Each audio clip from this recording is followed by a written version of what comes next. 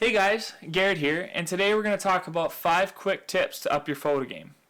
These tips are something I think about every time I'm out taking a picture. These are things to keep in mind every time you're out taking a picture, and they should help improve your photography. With that being said, let's get into it.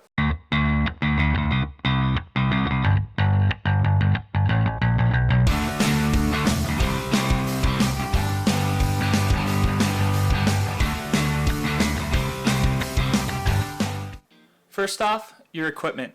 You should know your camera so you're able to change the settings quickly. You should also have the appropriate camera equipment with you just in case you need it. This can include a tripod, a flash, and the appropriate lens for the situation. Second is your composition. When it comes to composition, there are many ways to look at it. The most commonly used is the rule of thirds. Centering your photo and having it centered with a vanishing point are a couple more off the top of my head, but there are many more. Another thing to remember when taking a photo is to look around your eyepiece to make sure that there isn't anything around the border that could be an eyesore in the photo. The third is lighting. You need to know where your light source is coming from, whether that's the sun or the flash on your camera. You need to be aware of where that light is coming from, in what direction, and you need to be aware of how bad the shadows might be. For example, if you have a bright sunny day, you're gonna have some harsh shadows, unless you have a way to reflect or diffuse the light. The prime light outside is on a cloudy day, where the clouds are your diffuser, and you're gonna get a nice blended shadow and not too harsh. The fourth tip is your exposure. Your exposure is probably one of the more important things when taking a picture.